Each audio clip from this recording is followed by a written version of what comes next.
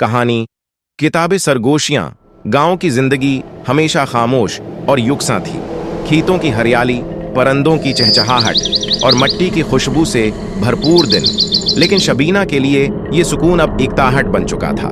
वो हमेशा कुछ मुख्तलिफ, कुछ पुरअसरार की तलाश में रहती थी, जैसे उसके अंदर एक नादीदा आवाज उसे किसी और दुनिया की तरफ बुला रही हो।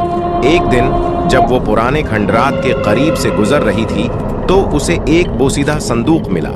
संदूक खोला तो अंदर एक किताब रखी थी, सियाह जल्द और सुनहरी हुरूफ से मुज़ीन, जिस पर लिखा हुआ था जो जानना चाहो सवाल करो। शबीना ने उसे तजस्सुस से उठाया।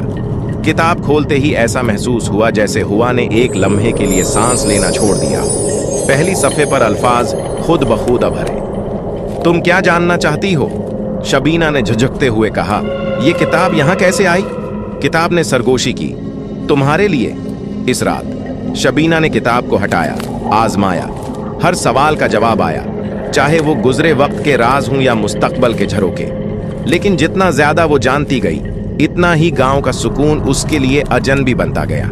एक रात उसने पूछा, क्या इस किताब का कोई अंजाम है?